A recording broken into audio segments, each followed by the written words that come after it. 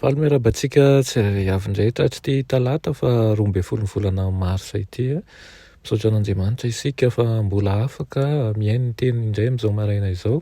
Misaotra anao ihany koa ary mirary ny soanao izay mbola manaraka izao fandaran'ny izao mandrakariva. Alohan'ny hidirantsika ny amin'ny mofinaina an'io dia hivavaka isika.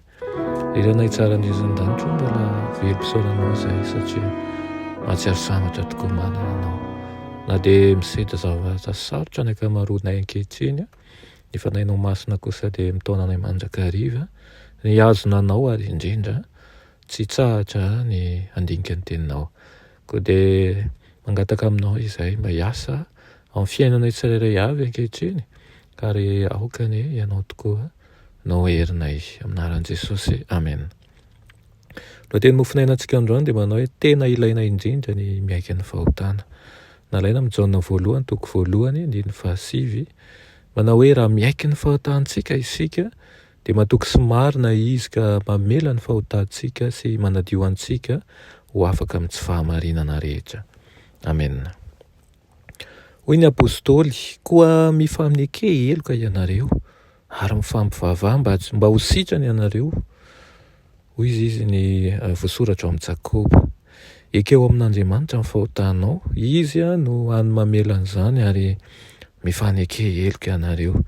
Raha nana fotoana ny namanao na ny mpiray vodi-rindrina aminao ianao dia aoka hiaiky ny ratsy vitanao ary anjarany ny misafidy malalaka ny hamela ny heloka ao.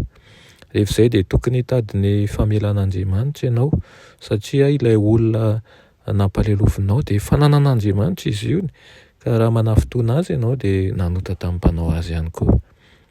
Ny fiakaikeloka marina dia ny filazana izay tena izy mihitsy ary fitsorana amin'ilay fahotana navondrindra. Ngamba fahotana tokony hoentina eo an-ten'Andriamanitra irery ihany izany. Na ngamba fanafotohinana tokony hoekena amin'ilay olona nasindratsy mihitsy aza. Na ngamba fahadisoana fantatry ny be sy ny maro ka tokony hoekena ampahebe maso. Nefa ny fiakaikeloka rehetra na toy io na toy inona dia tsy tokony atao anjoanjo, tsy tokony atao fahobe ihany koa amin'ireny vavakintsika ireny, fa tokony ho mpitsorona amin'ny masomboavana izy ireny dia fekena ilay tena fahotana indrindra izay tena nahadiso anao. Fibaboana firifiriny tsy tokony atao velively eo antsofin'ny olona mety maty satria tsy mahalala mialohan'izay hitranga ny fisainany voafetran'ny olombelona manampetra. Miamboninahitra kokoa Andriamanitra raha toa amin'i Jesosy irery isika no manamboraka ny fahalovana izay miafina sy lalipaka ao anatin'ny fo, toy izay amin'ny olombelona mety maty sy manao fahadisoana izay tsy afaka mitsara araka ny marina akory raha tsy fotony fanan'Andriamanitra mandrakariva ny fony. Aza atao antsofin'ny olombelona ny tantara izay Andriamanitra irery ihany no tokony handre azy. Tafapaka hany amin'ilay Andriamanitra manana fangorana tsy hita fetra ny fibaboana miloatra avy amin'ny aty fanahy. Mety taka ny tendrombohitra ny fahotanao kanefa raha mampihetry ny fonao ianao ka miaiky ny fahotanao ary mitoky amin'ilay mpamonjy nombona sy natsangana tamin'ny maty dia hamela ny heloka ao izy ary hanadio anao ho afaka amin'ny tsy fahamarinana rehetra. Ireo ny fahafenoan'ny fahasoavan'i Kristy. Avelao ny fonao ho feno ny fanerena laliny fahamarinany. Dia izany no iriko indrindra aminao n'izao maraina izao.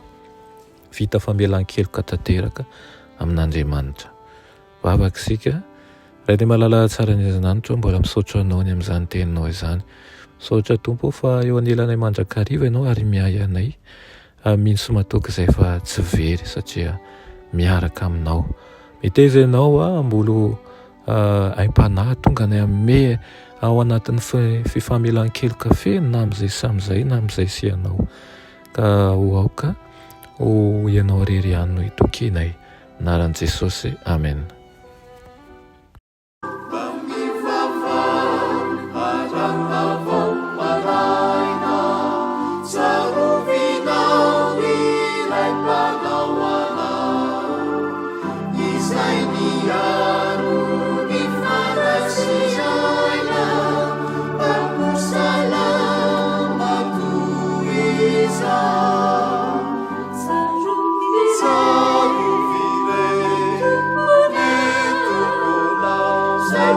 Hallelujah.